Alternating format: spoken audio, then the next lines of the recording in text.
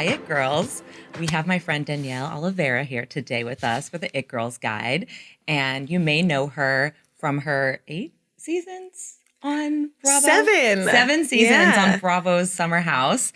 But I know her as a career woman with an enviable fintech resume and an accomplished entrepreneur. Today, I thought you were going to say enviable closet because that that's too. also That too. I mean, look at her, you know. Today, we're lifting the veil of the Danielle you might see on TV and show you a different side to her. One that I think people in your regular life know, but maybe people who have seen you on TV or follow you on Instagram don't necessarily know. And it's a side that's very relatable, but also very inspiring. And yeah, so Danielle, welcome. Thank you for having me. This is so cool. This is fun, right? Yeah, I really do love this. This is like our brunch date, but better. Yes. I mean, we were dressed cute then, but that's true. Now we're dressed in our Morphew vintage and atelier. I mean, I just honestly, a moment I might for the walk out with necklace and this. the earrings, the jewelry, the cape, the leg with the boot moment. I know. I love anything sheer, so you're my kind of girl, right? So I usually like to start with how we met, which was bar hopping in Williamsburg. I think like Lucky Dog or Skinny Dennis of sorts. One of my favorite pastimes of all time. And then we realized we live 4 blocks from each other. Yep. So we're just in the hood together. Williamsburg girlies. Yeah, I think everybody should live in Williamsburg. Well, not everyone. We need to keep some things to ourselves, but I feel like it's so much more fun in Williamsburg. We're right across a bridge. We can get to all the fun things in Soho, but you have a neighborhood vibe. I go home and I'm home. Yeah. I'm not I used to live in East Village before that, Lower East Side, and it was loud all the time.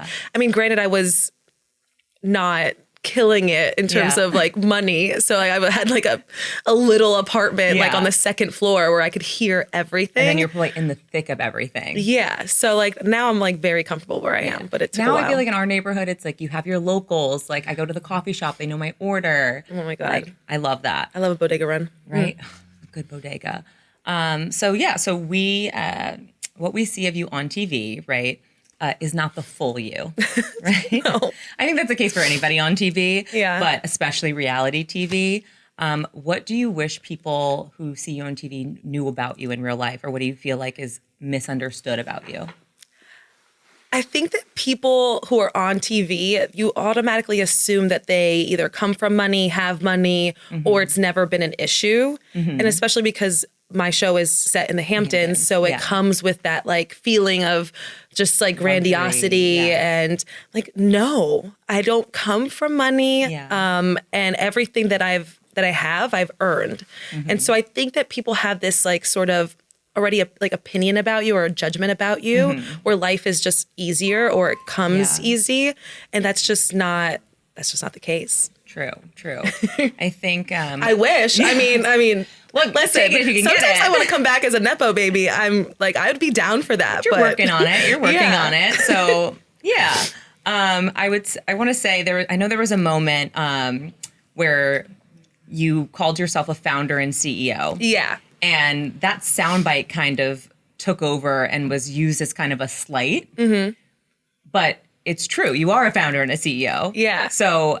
One, I want to know how. I also don't recommend saying it while you're really drunk. Fair enough. So because it doesn't come off context is key in there. But one, do you feel like that moment took away from how you feel about being a founder and CEO? 1000%. It was such a disheartening feeling, and then especially because we live in a social media environment, so there wasn't backlash, but it was almost just bringing me down, and it's already hard to put yourself out there in such a way. Yeah. So to have it not received well, it was just oh man, I've worked so hard to get to this point, and now it's just it was almost sucking the wind out of me. I was just deflated. Yeah. Especially when you're not seeing the behind the scenes things that are going on. It seems like such a flippant comment. Yeah. When in reality, that really is what you're doing. Right. And I feel we as women should always be pumping each other up instead of kind of making fun of that or trying to belittling it a little bit. Yeah. Minimizing. especially given, I think at the time, you can correct me if I'm wrong, you were still in the process of building your app, which I do want to get to the more specifics about your app, about Donne. But I'd like to know how you felt about that process of like, you were on TV, people are thinking that they're seeing things in real time, but the process of being an entrepreneur takes a lot longer. Yes. So what you're being kind of criticized for is on a much different timeline than what anybody else would be working with. Yeah. And it was like multiple people that, I considered friends, like questioning, like, okay, so when is it coming out? When you're in tech, like these things take time. And as like we build everything in-house. It's all of our technology. We're not outsourcing anything. Yeah. And even when I try to explain it to some people, like they don't care. Like, it's just anything, when you talk about business stuff and your tech, it goes right over my head. But like, it's your brain works in a different way. And so I came from like having the idea and knowing that I was going to work on it to actually putting something out there. Yeah, it takes more than just a few months. And I think people wanted something immediate. And I'm just like, not going to do something half, like I'm not going to just put something out there that it might work or not. Like I would spend a lot of time on it because I believe in it. And it took a little while, but it took a while, but as it should. Yeah. I mean, that's like technology is such especially software. It's so hard for people to wrap their minds around because you really are taking an idea and then like building something from nothing. And it's hard to understand sometimes. Yeah. Well, but don't knock it until you try it, people. Yeah, don't knock it until you try it. So when it comes to your app, one, I want to talk about the app itself, but two, I want to start by kind of going through your career path. Because again, people see this, they're seeing this side of you as where you're kind of letting loose. You're blowing off steam after a really long, hard week. Another thing people really didn't understand, they're like, you were drinking all the time. I'm Work like, hard, play hard. Catch me Monday to like midday Friday. It's not like that. Like I am all about work. Because you were traditionally in fintech, right? Yes. So your career in finance started when, how, where? Postgraduate, I was just like that person. Because again, I thought that that's what I wanted. I thought finance would be, an easy way for me to make a lot of money. Yeah. And you said I shouldn't say easy because it is difficult. But you're not a Nepo baby. You knew you were looking to build something, and that is a safe career in terms of building stable. Finances. I had benefits. If you work hard and you're there all the time, then you get promoted. And like to me, it was just like in my mind, that's how I'm going to have maybe like not a stable, easy, but secure. Secure, I should say secure. Yes. Yeah, a secure way to take those steps. Yeah, and then you moved into fintech. Yeah. So like when I was in finance, I realized that all of the problems that we have could have been solved with just faster, more efficient technology. And so I started asking questions, started like making friends within like my company. And so people were like, how did you get into technology from finance? And it really was because I was curious and I kept asking. And eventually I told my boss, I was like, I want this path. And if you guys can't provide that for me, then I will have to find it somewhere else. But this is what I think I can do here. And then I became a business analyst and then a product manager after that. Boss bitch. Yeah. I love that. All at the same place. And they didn't really have those positions. They just created them for me because there was a gap in what we were doing and it was kind of archaic. Like Excel. And I think especially doing that as a woman and a woman of color in a space like fintech is, believe me, it wasn't easy. Really an accomplishment in itself. Yeah. I mean, I think back on the days where I'm like, I was at a steakhouse, I was doing the things, shaking hands, and that was my entire life. I was a finance bro. I was a finance bro. That's why you really need to let off some steam on the weekend. And that's why, like enter the Hamptons. Yes. And I'm just like, yes, I deserve this. So when you started your app, Donne, how did you decide to kind of move away from the corporate world into the entrepreneurship space? I was tired. I was exhausted by it. I actually think one of my best seasons, season 5, the pandemic season, people loved me because they saw, and I was like, I wasn't even on camera that much. The RoboCam was just on me dying at my desk every single day because like she's not just partying all day, every day. We were like, oh, we get her now. She truly is just working all the time. Yeah. Like I had to put up like my entire schedule. I only had like from 12 to 1 to eat, maybe film a little something, maybe pee. Like it was crazy. And then I got worn out. I got burnt out. And I think the pandemic really magnified some of the problems in the corporate world that I'm very much like, fuck the patriarchy. Yeah. Also. So like I had to, it doesn't matter like what the results are. It sometimes matter how your relationships with senior people are. And I was like, this is not how I would run a company. And then I kept saying like, okay, I keep saying I would run a company. So why don't I just do that for run yourself. a company? Yeah.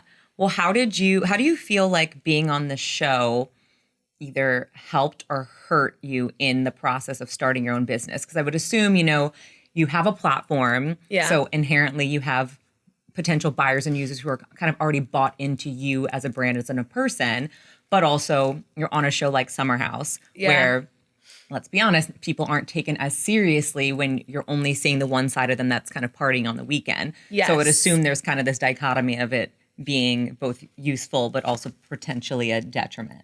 It's hard. And that's why I kind of took a step back from it this season, only because I felt that, and I felt people only viewing me as this person who's on reality TV.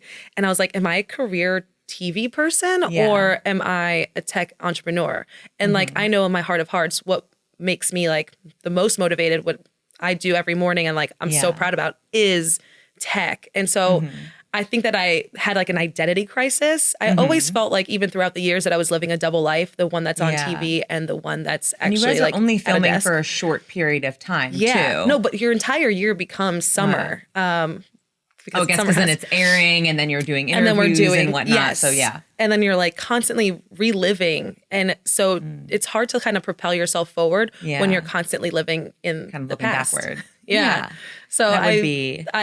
it's hard because just to like, I want to be taken seriously, especially in an industry. And you deserve to be taken seriously with that resume. But like, if you Google me, you don't take me seriously. It's a little difficult. Google. Yeah. Write a letter. I mean, I wish it was like Wikipedia where I could like finagle what is being put out there. Right. Just like, or at least some of the pictures, man, it's brutal out there. What they choose for people is, I think there's someone out to get some people out there. Yeah, I see you, page 6.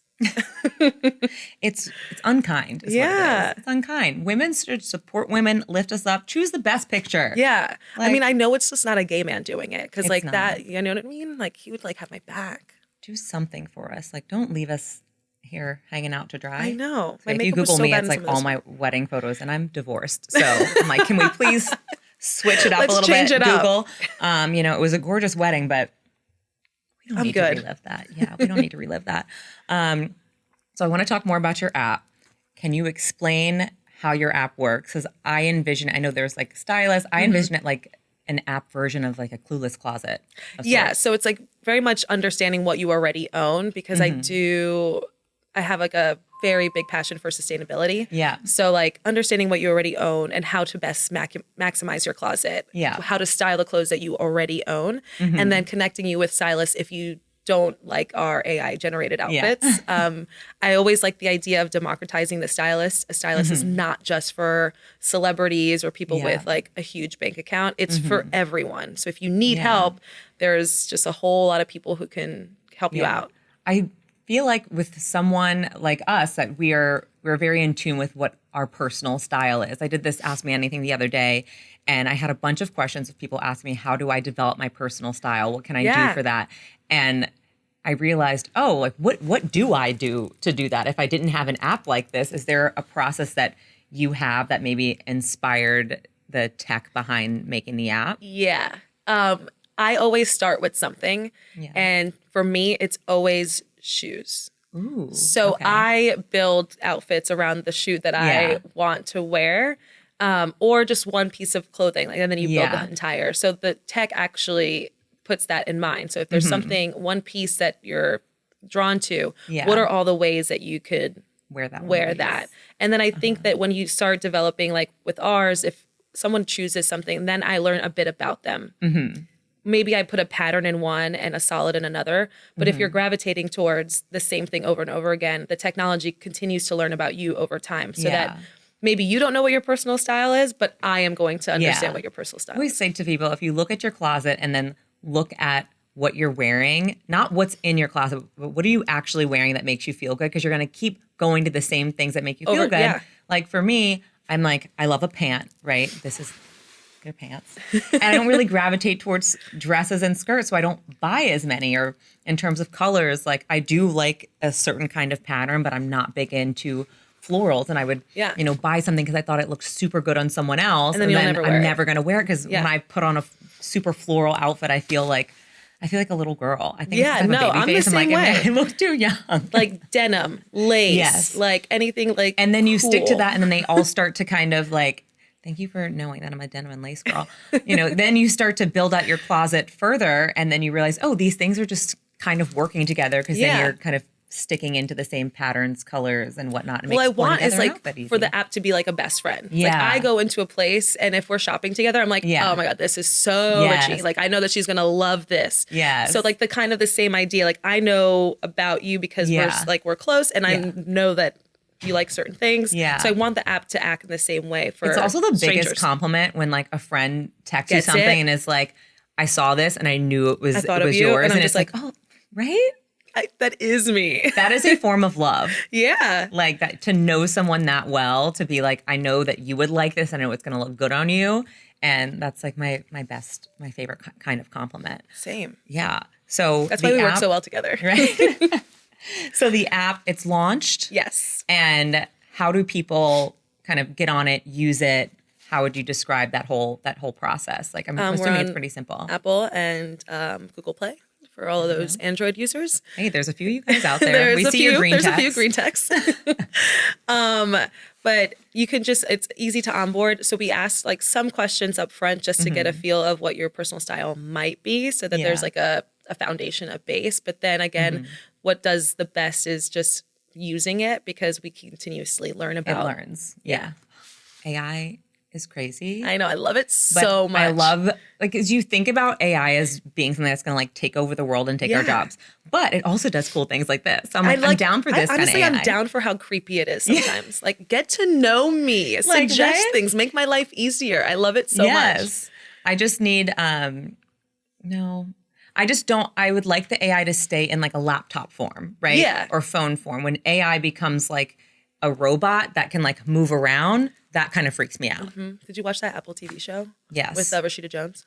So good. I've watched creepy. all of them since like, what was it? Was it I Am Legend? Oh, I, Robot? Yeah. Ever since then, it's creeped me out because they What's start the other to one learn. that was weird? Her with Yes. Oh, that one's messed up. Yeah.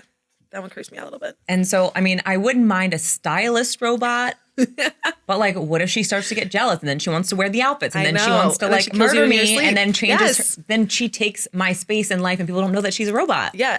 Because she's the AI version of you. We watch a lot of sci-fi and these are my concerns. These are all my favorite topics. True crime, sci-fi, and like outfits. Wait, this has nothing to do with any of my questions, but since you said it, because what's your favorite true crime show? Oh my God, do we have time? Okay, so I'm always like an OG, like 2020 girly. Okay. But I really do love any documentary. So it's centered around a serial killer. So there's a lot of really great ones out there. And do you prefer like the reenactment or like the real docuseries? Yeah, like, I want like video recordings, like the something. audio, the police. Like take me there. I want to feel as close to there as possible without like a cheesy reenactment. Yeah. Okay, I love that. Yeah. There's some good ones out there right now. I feel like I went through, when I was going through like my breakup a while back, no, I have no concept of time. Since COVID, I'm like, has it been a year, 6 months? I don't know. The last big breakup Honestly, I had. I feel like I haven't aged. Like I just, no, we don't. We don't count those years. I'm turning 36, but I'm actually turning 34. Yeah, I think that. I don't count those years. Look, makes sense to me. So that's girl math.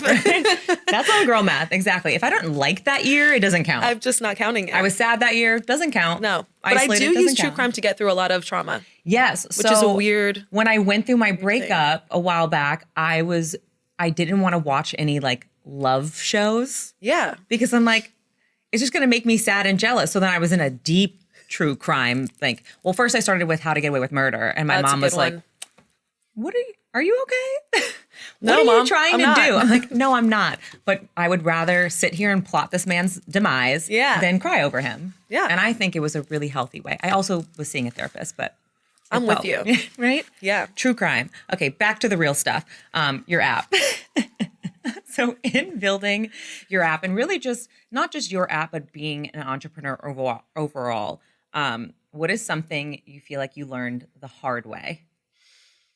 Or like a mistake you made, but something where honestly, I might be going through a little bit of this right now. Yeah. Like it's a lot of self-isolation that I do where I kind of put myself in a bubble. Yeah. And I'm like only on my laptop. I'm not doing the outreach. I'm not meeting people out. I'm not networking. You're so Yeah. good at it.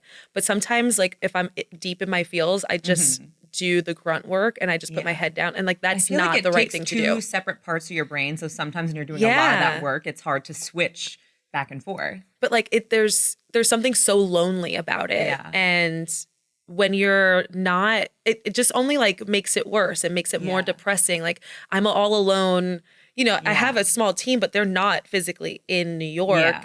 They're all over and like they're a Slack message away, but it You're feels a very really social lonely. person. Yeah. So naturally, like there's a little bit of that community missing. Yes. And there's so many great tools and a lot of great events that are like Female Founder Collective. There's so many places, like I could be busy every single day of the week. And sometimes I just don't do it because I'm in my own head. Like I'm not good enough, or there's like all of that like self-doubt and imposter we all syndrome. Have that a little bit of, I mean, look at me.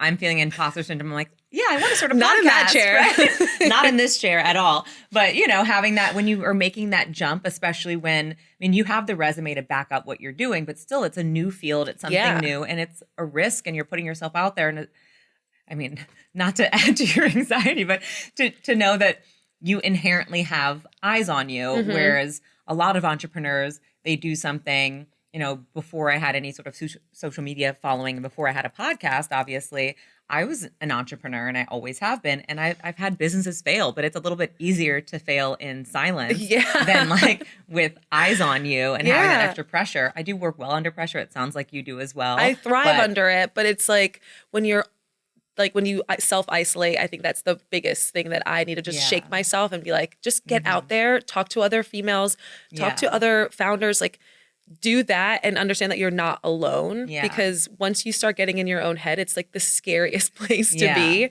And I think that we kind of tend to build each other up. Like if I reach out and I say something really vulnerable, chances are people are going to want to help. And I think that I'm really bad at accepting help sometimes. And I have to be okay with it. For it. I hate asking for help. I hate asking for it too, but I've learned even just really in the last year as I started doing this podcast, and I'm like, there's something different about this that I've never done before. Things about it I enjoy, but there's a lot that's just entirely, you know, new to me. And the only way for me to like kind of beat the learning curve and do it more quickly is to ask for help. And I shouldn't be by now, but I'm always shocked by how willing people are to help. And how excited people will be for, I mean, even reaching out to you and being like, would you want to be on my podcast? Like, and you being super excited and not just like excited to help me as a friend, but really believing in what I'm doing. And I think the feeling is mutual. And then you start to surround yourself with more of these people who aren't necessarily doing exactly what you're doing, but they're all taking risks. They understand the kind of headspace you might be in and know that, okay, like, maybe if she was already at the top and doing fine, she might not need an extra like reach out or whatever. No, I need all the help in the world. It takes an entire village. Yes. But all it also takes is one mean DM to shatter my entire being. I'm just like, why? Yeah. But that's when you just reach out. You got to have like I have a group chat with my girlfriends that's just basically called like pep talk. Yeah. And if anyone's like having a bad day. I love that. And we just like check in and then the rest of us just like send love and like reassurance. And it is like probably the most healthy group chat thing I have. I have that kind of relationship with a couple. I'm doing that as soon as I leave, right? Just because you think about it, like when you're having that like a little bad day, you need people to remind you, and especially the people who really know you. Yes. Because someone who knows you from TV or just from Instagram or a couple interactions in one meeting and said something in passing and you feel like it sticks. Like, no, I want to believe the people who know me inside and out. Right. They have the best view of me. Because I heard this once, how there are like endless versions of you, right? There's who you are. You have the most data. You're a data girl, right? Oh my God, you have the most data language about you, but other people have different types of data points. Your best friends, they've seen you and your highs and your lows and all different parts of life, right? Versus your colleagues only see you in a certain way, or maybe you've met someone a couple of times out and it happened to be during a time where you were really anxious or feeling isolated, Yep. then that is how they build their Honestly, perception of you. what shattered me also is I was doing confessionals for Summer House one time, and there was a guy there. He was like a PA, and I guess I was rude to him before. Yeah. And my makeup artist, she was talking to him, and she's like, "She's the best. She's the best." Yeah. And he's like, "I don't think that she's the best." Like, she was so rude to me, and she told me that, and I was just like, whoosh. Yeah. I was like, "Oh my God, that." I was like, "Where is he? I need to Yeah. apologize right this second," because he probably caught me at a really bad, really like not great time. Yeah. And no one can be on all the time. No one's in a good mood all the time. And sometimes it's like, I actually was talking about this with my brother the other night because, we fight sometimes, and it's always one of those things where I'm like, I can talk shit about my brother, but no one else can talk shit about my brother. I'm the same way. Like, that is family. But I was saying, he had mentioned that someone, called him a name or like said he was like a narcissist or an asshole or something like that. Let me and I at was him. like, right, let me at him. But I was like, they are saying that to you because they had this one interaction where like maybe you were being a little bit of an asshole. They kind of deserved it, but that isn't all of who you are. Exactly. I've experienced my brother being an asshole because who hasn't if they have any siblings, but I also have experienced years and years and years of him being incredible. Yeah. So that one blip is not who he is. Right. But when you're in a situation, especially where how you are with you being on TV and you're not as in control of what gets I mean, my put mouth out. gets me in trouble all the time, but I'm like, but I mean well. I Yeah. just say it in a way that like I shouldn't, or I should like soften the Yeah. message a little bit more, be a little bit more diplomatic. I mean, that was And like, it depends on who's receiving the message. People Right. need to be talked to differently, and especially if you're going on a show. I mean, now these are your real friends. You are getting maybe some of them you didn't know before, but Yeah. now you've gotten to know them. But you kind of learn to talk to people, right? I have some friends where I know I have to be a little bit softer, and some friends who can handle me being blunt and be like, but do you know "Look, how girl." long it took me to understand that? Like it took me. How I was many like, years? why am I not received the same way by every Everybody. single person? "Oh, I'm I like, need to is that a tweak you a thing? little bit, you know? No, it's a me thing. No, it's a you thing. Yeah. It's an all of us thing. We It's an all all of kind us of do thing. that. But it's important, I think, in relationships, both romantic and otherwise, to recognize there's how you like to speak. It's like love languages, but I also know. communication languages. There's the way you naturally want to speak to someone, and there's how they like to receive information. And Every sometimes boss, you gotta- every boss I've ever had, it's like, Danielle, it's not what you say, it's how you say it. And I'm like, oh, again. you're God. like, okay, then you're like, Yeah, you if get that everyone's feedback enough saying times. You get that feedback enough maybe times. they're right. That's why I don't really know. quit corporate America. I was like, no, I'm just Well, going to do it my corporate, way. like, also, you can't cuss in corporate offices. You can't be too. Listen. You probably couldn't wear that to a corporate office. I mean, I wouldn't. I would. I wouldn't. I would. That's probably Maybe just the Bolero I would get top. called into HR and be like, "Ma'am, you can't can't. wear lace to the office." Yeah. But like It in the looked industries good. that I'm in, I'm surrounded by men. So Yeah. it's just like really not, you really can't. Yeah. Well, that's a Hopefully whole- that's changing. yeah, but that's a whole nother podcast. Yeah. Yeah. Men. Sorry, guys. Our whole crew Patriarchy. here is men, Yeah. but. So sorry, guys. Okay. So I asked you what you had learned, but what is something you've done right in being an entrepreneur that you feel like maybe can help other women who are starting their businesses and whatnot? I think that I'm really good at knowing what I'm not good at. And important. I know what areas of building an app it's the intuition is insane. And then there's Yeah. parts of it where I'm just like, I have no idea what I'm doing here. I just know when to tap out and to not make that decision because it's not my decision to make. It's someone who's way more equipped. And so I think that I'm really good at building team and fostering people and building people in a way that all of my shortcomings or anything Yeah. that I can't do is completely taken care of. My co-founder, he's incredible. Definitely picked that one correctly. That's and I good. think that having that support and having that balance Yeah. is what's best. How did you decide to choose your co-founder, or how did that happen? Because I know a lot of people are probably in similar position. I've been in that position. Yeah. And I say the same thing all the time. I know what I'm good at and I know what I'm not. That's why I have a team here filming everything. I'm like, they're like, oh, it's easy. I could help you set up in this. I'm like, my No. brain doesn't work that way. I don't need to learn how to do it. I know what I'm good at, someone else do it. But when you're starting a business, and I've started a few, some of them have failed, some of them have done well. And I do think that the ones that have failed have been because of a choice I made and who I was working with, because there was still a gap, oh, I'm good at these types of things, you're good at these types of things. And we crossed over a little bit too much, and it left a gap of, a handful of really important items that neither of us were really good at or neither of us had experience in. And then if you don't catch that soon enough and fix it or hire somebody else, it can be an issue. So how did you choose your co-founder?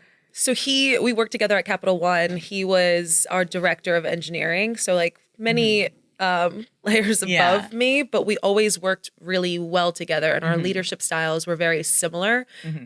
We're both like, we could roll up our sleeves. We're not. So you knew him in a professional capacity. Yes, and he was such a great leader. People like want to work with your friends that they haven't worked with professionally first, but it's professional relationship first, then you build a friendship. Yes, and we were very much work insanely hard, love to happy hour immediately after. And so I was just like, oh, you get it. I get that too. And so I pitched him the idea, but I just love our styles of leadership and how we want to run a company are very similar. So like that is like our foundation. He's very technical. He's actually doing the coding, and I just understand all of it. And so I think we're a good combination. What we're both not good at is like more of the visual stuff that you're insanely talented at. So we just, we know how to hire for it. Yeah, that's so important. Yeah. And so when you're building or starting this app, right, I want to talk about financing, because I know you were like underwriting for small business before. Yeah. How did you finance starting your app? Because I know that's a huge kind of barrier for a lot of people starting a business. And you all spoke about being on the show. People assume you might have money. I'm wondering, I mean, you're obviously making some money from the show, if maybe that helped at the bare minimum of knowing, oh, I can quit my day job to start this project. But how do you, I mean, if the thing, I was working Capital One, and I was filming the show at the same time. So like I wasn't poor. And so I was putting enough away and making really smart financial decisions, because I knew that eventually I wanted to quit that. And so you're preparing years in advance. Yeah. And also like it takes a lot of money, but not a ton. And there's grants and there's different ways if you don't want to give up equity in your own business. I haven't wanted to just yet. Because those are different decisions to make. Who do you give equity to? Especially early on. Yeah. And who do you want sitting on a board? Who do you want to potentially make decisions on your behalf? Like all of that is very scary and something that I'm not ready for yet. So we've been funding it ourselves. Like your baby. And you have all that control right now. So I like that I'm funding it myself for right now, but I'm just now getting to the point where like I can't sustain this, because to nerd out, Google Cloud costs like are very they're like it's not astronomical. It's like it's not cheap to have things in the cloud. And on that note, because I think one of the big things, like women don't talk enough about money. Yeah. And it's this kind of like dirty word. You have an ear, I will talk about money all day long. But so when you're starting your business, or maybe just in life actually too, what are things that you feel like are worth spending money on? And then maybe what is something that maybe you spend some money on and realize it wasn't really worth it, or, I could have made a different choice? Like in terms of investments? Anything really, like in starting your business, making investments, even, I mean, we're living in New York. Get on Robinhood. Yes. Like, I always tell people, if you can. Robinhood, Rocket Money, understand where your money is going and what you absolutely need and what you don't need. Yeah. And don't be shy to look at your own bank account. There's so much anxiety in just opening up the Chase app sometimes. I'm just like, do I want to do it? Do I not want to do it? And then like always ask your peers how much they're making. And I know that sounds like insane, but especially if you're still in corporate America, and especially if you're a minority, especially if you're a female, always ask how much this person sitting next to you is making. Yeah. And if they don't want to answer it, they don't have to. But if they're friends with someone, just ask. There was a moment where I asked one of my friends, I think it might have been almost 10 years ago now, because when you're in that world, Yeah. you don't want to talk about it. And you don't want to know that the other person sitting next to you is making way more than you are for Yeah. doing the exact same thing and probably not as good as you. Yeah. So once you start to have those hard kind of conversations Yeah. and you feel comfortable doing it, you end up doing it more often. And then you end up saying, hey, Yeah. I know how much that person's making and I know I'm not making as much. Can you either guide me in a direction where I would be able to make the same amount of money, or Yeah. can you tell me why I'm not? Exactly. Maybe, again, don't take my words because I always say things way too direct, but there's a more But diplomatic way the of saying gist that. of that is to understand the money part of it and not Yes. shy away from the anxiety around it. Yeah. Because I think a lot of women especially do that. And yeah, well, how many, I don't know, we're at like 70 cents on the dollar still. It's brutal. It's not It's great. brutal. I And then created a amongst women's circle women- at Capital One because I was like, I just want to talk to other women Yeah. in tech. And we, after work, we would just get together and talk about like, Yeah. how is everyone doing and what can we do to boost each other up? Because Yeah. marketing yourself in that environment is really difficult. Yeah. And a lot of people in tech are not very outspoken. They're pretty shy. Mm-hmm. They're to themselves. So they're not going to raise their hands a lot. Yeah. So you have to like give people opportunity to And I to think speak that whole about it. idea of just being transparent and understanding your own finances. And if you don't understand them, either read a book. Read a book, talk to a spend friend, money. watch some YouTube videos. I have a great financial advisor because I said I'm not a numbers person. Yeah. I know how to make money, but when it's like I need my financial advisor, he looks at all my documents and he says, okay, this is how much you can. He has a line item for my skincare and Botox. Okay, I'm like, Listen. you tell me exactly what I'm allowed to spend, and I will spend that and not a dollar more. But I need to know how to. So people probably think of financial advisors Yeah. only for rich people or people And with it's a lot of not. assets. It's really not. not. Like just And they're like, going to help you. People ask, like, oh, do you have to pay for it? I'm like, I pay my financial advisor. He gets a percentage of money he makes me. Yeah. I only have to pay him when he makes me people money. don't understand that. So like get one. Yes, which is Get richer. these are the things that we don't learn in high school. Yeah. That we probably should. It should have been a class. And like the amount of times I've told somebody I own a home and people have asked, oh, how did you do that? I'm like, well, I got into stocks and I was able to use my down payment or get my down payment by selling a bunch of my stocks. And people think it's so scary, but it's not. like, Nothing. no, it's not. nothing You is just that and also scary. just ask about the time I was dating someone in finance. So I was able to ask those questions and figure it out. And I mean, anybody in finance will kill me for saying this, but I looked at it kind of like gambling. And I It was is. like, but It is. because it is. And I'd say, when I'll be frank, I made money on Tesla and Pinterest and ASOS during ASOS. God, during the pandemic. And that's you're because crushing my sustainable heart. right, I know. But at the time, but I did buy myself a home. So Okay, no, yes. And as a minority Weird. woman, that is still a win, right? Okay. But what I did was I don't understand, the stock market and tech and all People of that in the stock over- market don't understand the stock market. Exactly. It's insane. You only have to understand They use enough. acronyms for acronyms and Yeah, they it just makes try to make no- it more makes no confusing than it sense. actually is. It makes Nothing no is that sense. hard. But what I did know was how much money I had to quote lose, meaning if I bet this money, if I invest in this stock and it doesn't take off and I lose the money, I'll be okay. I won't Yeah. ever, put in more money than I was willing to lose, right? And Are you a crypto girly too? okay, I bought Different crypto. podcast, but right, different I'm podcast. intrigued. I bought crypto because I went on a date in like 2015, and the guy told me to buy crypto. I sat there. I bought like $300 in crypto. You went on a date and just decided to buy crypto like then? Yeah, I mean, he was like a nerdy tech guy, and he was like, "This is the future." This is like 2015, and I bought it. Guess what? I still have the Coinbase app on my phone. Don't have the password. I probably have thousands of dollars. We need to get the password. But that's the whole thing with crypto. You can't ever get it back. Oh my so, like, I God. might be a closet millionaire, and it's just sitting locked up on my phone. Wow. One day, maybe I'll have to get one of your tech guys to like, I mean, yeah. do a little. I love crypto. Asking the right questions.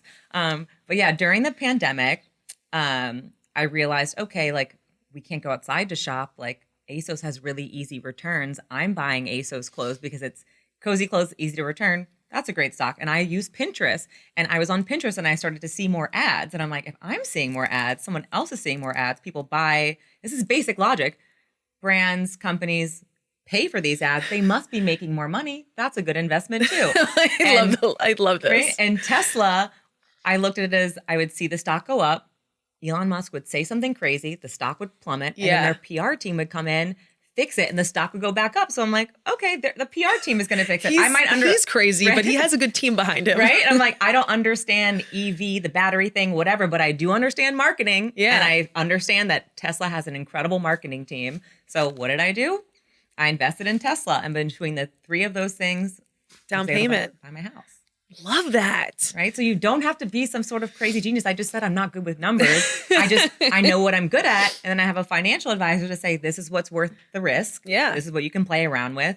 And I always think I think it was so cool that you went back to get another degree during the pandemic too. Cause I think investing in yourself in education is also another great thing. Yes. When I wanted to be a product manager, it is a skill set that technically I didn't have with my finance background, but I went to product school in the city, and I was like, I went to product school, and it I learned a lot of things that I already knew, but also it was a networking experience. Like now I know people in product, and it was like this whole other thing. And now there's different tools in my toolkit. Like I learned so much from that. So and it costs money to go to product school, getting your MBA. But it's an investment. And I think, especially as a woman, it's really important to be able to have that knowledge. But when you're in undergrad, right, you don't know where you're going. When you go back to school, you have real life context for that you can apply and understand the things that you're learning. And I was pre-COVID, I was running a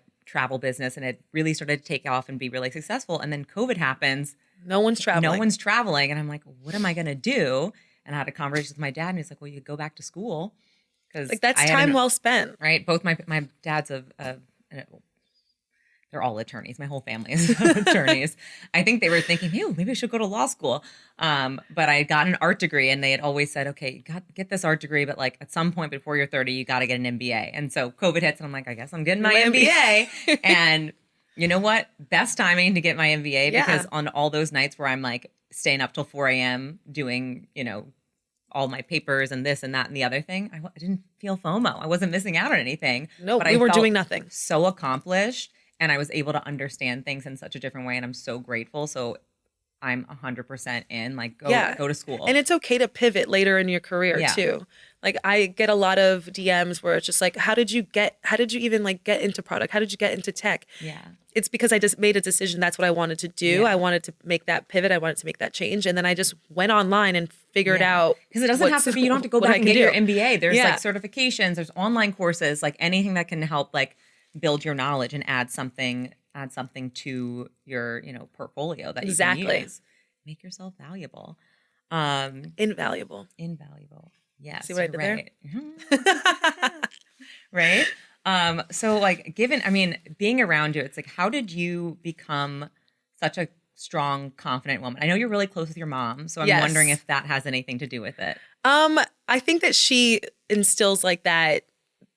I mean, I'm Puerto Rican, so like perseverance, like we are stubborn. We want, like, we get what we're going for, right? Like, cause like we're going to do everything it takes, knowing that there's not much, like there's so much risk at stake. So we only have one mindset is to like, go, do.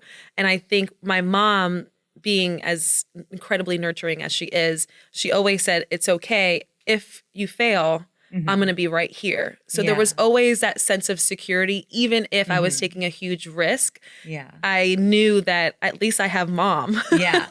I think that's such a beautiful thing. My parents always say that. Should say two things. If you fail fast. Yep. And then you can always come home. Yeah, you can always come home. Like do I want to go live in my parents' house? No, but I know no matter what, I can always go home. Yeah. And it gives you, I think they call it like the golden parachute. Is like you are inherently able to take a little more risk. And this is a privilege. I know this, that we can, but even if it's you're moving into your parents' like garage, like that is still, some people are in a position where if they fail and hit rock bottom, they're on the street. Yeah.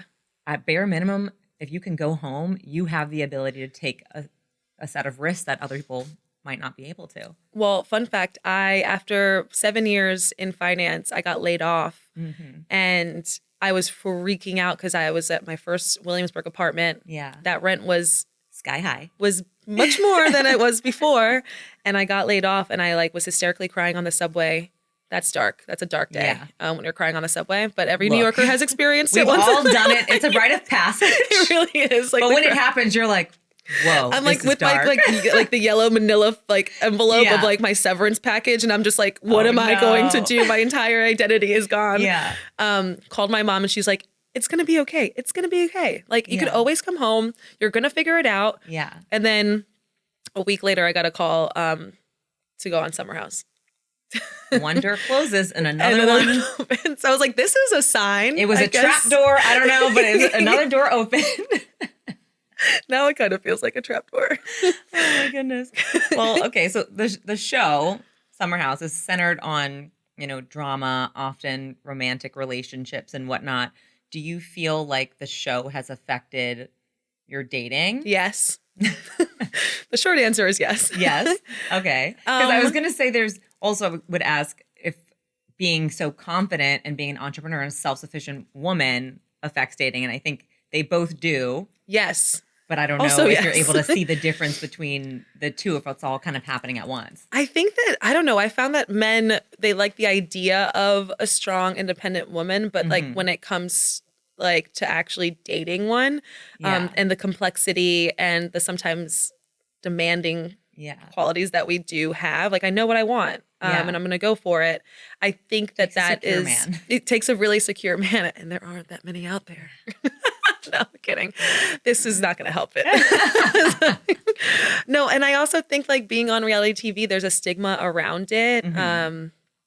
Whether it be like, oh, she must be crazy, or so much drama, like so she must be really dramatic. And I have my moments, I really do. Yeah, as does anyone. We just don't have someone filming it. Exactly. And so I don't know. It has been a little bit difficult because you don't know what the reason really is, like which side of me is. I was going to say issue, but like, I don't think there's no issue. Yeah. It's just hard because a lot of what they expect from us is to share that part of our lives on camera. So if you're dating someone who's very private, they might not want to be anywhere near a camera, and that hurts things. Yeah. Oh, fair enough. And being right now where you're at in life, right? You're not dating, you're not in a relationship officially, right? Do you feel like this is the time for you to be focused on your business? Baby? Yeah. So I'm just like, I think that the best version of me is the workaholic, and that because I'm so passionate. And if I don't have that, I feel like I'm losing a bit of my identity. Yeah. And so I think that's why putting myself on pause on the show is what I needed to get back to who I actually am. I felt like I was losing myself a little bit. Yeah, like, you're who kind am of I? recalibrating and finding yourself again. Not that you lost yourself, but it was just like I had like an existential moment where I'm just like, what am I doing? I'm 35 years old and I'm not in a rush to like walk down an aisle or have babies, but I'm on a TV show about partying in the Hamptons. And that's not necessarily what your lifestyle is like. No, I want to buy a house in the Hamptons, sure, and invite everyone over. But I feel like I wasn't like getting there. Yeah. You're kind of, you said before, you're kind of living life in the past and whatnot. And I mean, I don't know that and that's not to knock the show. I love being on the show. But when you started, how long ago was that? 7-8 years ago. Yeah, a lot changes in 7 to 8 years. I didn't have to go to a share house, but I would like rent a house with my friends for a weekend in the Hamptons. But now it's like my family has a place there. It's like at some point you're like, you don't need to share like 8 bedrooms in a house with like all your friends for the whole summer. You're moving into a different phase of your life, which would happen. And not for nothing. Naturally. I mean, maybe I'm theme partied out. Like I don't. Like, how many more costumes do I have under my belt? Not that many. I do love a theme party, but I like to be like on theme, not in costume. Yes. There's a difference. There's a difference. We're in theme right now. We're in vintage, couture, atelier, but we're not in a costume. Right. It's a little different. And don't get me wrong, I love a Halloween costume. I'm from New Orleans. I love all of that, but every weekend. Yeah, it's just, it's been a lot. And there was a little bit of an identity crisis that happened. So I was like, I just need to remind myself who I am. Yeah. Surround myself with people who are going to just continue to get me to where I want to go. And that's definitely tech, not reality, which is, people would would love to be in the position to be on TV. And I Yeah. think that I would never knock it. Yeah. But maybe now it's time to hang your hat for at least a little bit Yeah. to pursue your other endeavors and give that your full focus. Yeah. Which I love that for you. Me too. Right? And like just even your energy right now, like you seem much more like happy, fulfilled, like you're just really in your own right now, which is Once I let go of it, all of my anxiety like kind of went with it. yeah.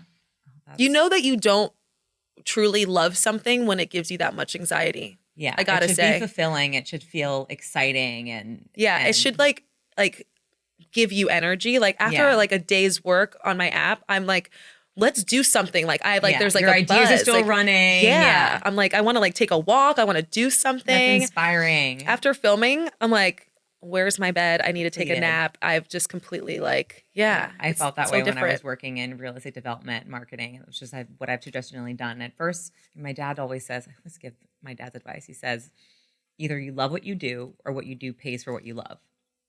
He's a smart man. Right? I'm going to have him on the podcast. And it's gonna be like advice from my dad. Everybody needs it. Yes. But having that perspective is like, okay, I want to be the best version of myself in whatever I do.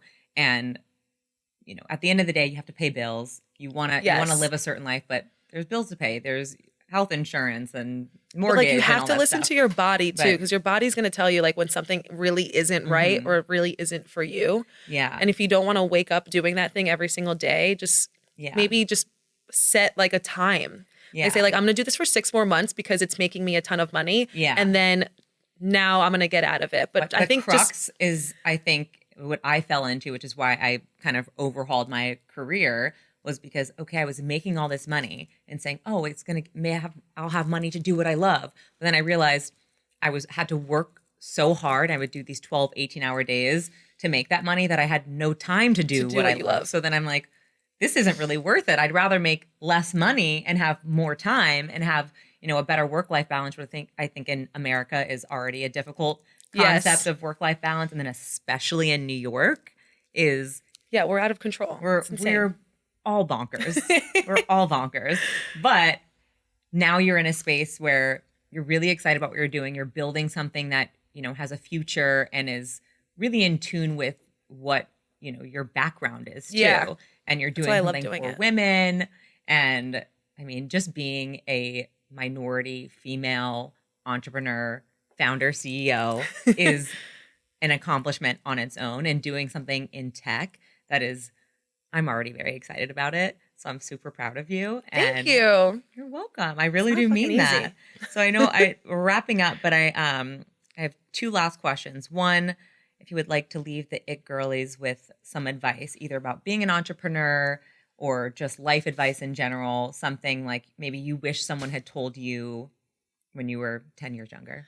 I mean, I feel like just to double tap, I hate using those words, but double tap on what I said before, listen to your gut, your anxiety. It's going to tell you what you want to do and what you absolutely don't want to be around or doing. When it comes to building something, I would say always fall in love with the problem, but not the solution, because the solution can always change. Yeah. Right now, what I'm saying I've built, I could change that tomorrow because something else works better. But at the end of the day, what I am like creating a solution for is this problem that people have with feeling their best self or putting together an outfit that makes them want to conquer the world. Yeah. That's the problem that I have fell in love with. The way that I build around, or how do I come to a solution, could always change. You could always pivot. Yeah. There's nothing wrong with saying that like this didn't work, so now I'm going to try it this way. Stay flexible. Yeah. And that can be applied to life as well. Yeah. Just and always ask for help. Overall life advice is the same. Pivoting is and any you way. Always have to be able to pivot. Yeah. And because I say that about my life, I'm like, from the outside, it looked like I blew up my life. I got divorced and I quit my job. That was and a hard pivot. Everything. That was a hard pivot. But you start to see your life going down one way and you're just like, this doesn't feel good. This doesn't feel right. This doesn't feel like the person I'm trying to be. Yeah. You can always change your mind. You can always change your mind. Truly. Right? And then the last thing, I ask this to all my guests at the end, if there's any woman or man, business, whatever that you'd like to spotlight here, since we Oh, have yes. a platform right now. So anyone you'd like to give a shout out to? So my shout out is to my friend Drea Murphy. She created this really cool like membership community. It's in the wellness and lifestyle space. It's called By Drea. And what she does is like cultivate just a great group of females all the time, whether it be an event and like a panel about, let's say, fertility. She brings a lot of great minds together, and I always learn something new whenever I'm attending one of her events. And then she also has like a pulse on all of these great wellness products. So if you're like me and sometimes you overdo it with the liver situation and you need to get back, maybe do a cleanse, like she knows all of the goodness that you need. And she created a membership community around that, and I'm just super proud of her. She launched it maybe last summer, not too long ago. Awesome. But yeah, she's crushing it. We'll put something in the show notes so people can find that. But at the end of the day, I'll put that in the show notes. Yeah. Because I think, especially right now, I think they're calling it, we're in like the loneliness epidemic, and it can be hard to find community, especially with, like minds and things that people are interested in. So I love that. And I love that you shared that. And definitely check her out. Women supporting women, people. That's what we're here to do, Right. Well, thank you so much. This is so fun. Thank you, It Girls. And thank you, Danielle. It was so fun. Yeah. Yeah. Anytime. Hell yeah. I'm going to have you back because this was really fun. Yeah. I want to have you back like when your app is like further in. Yeah. Well, like after I raise money or something. So then maybe I'll have gray hair then. Who knows? Because it's going to stress me out. My gray hair is popping out right now. I now have that like the thing that you kind of like draw on. Really? Well, because when you have dark hair, it's like I have one gray hair. It just shows, and I don't want to start plucking them. No, you can't. So then it started with a little eyeliner. Is that a myth? Is that true? It's a myth. I got some here. Well, I'm like eventually, but I think it's more that if you tweeze it out, it'll you can damage the hair follicle, and then it won't grow back. Yeah, it might not grow back, but like eventually, if your hair starts thinning, you have thick hair. I know. I have thin hair, so like I'm trying to keep every follicle intact if I can. But yeah, it'd be cool. Like because fundraising is going to be a whole new set of things. We'll definitely do that. Yeah. Yay! And that's a wrap. Woo!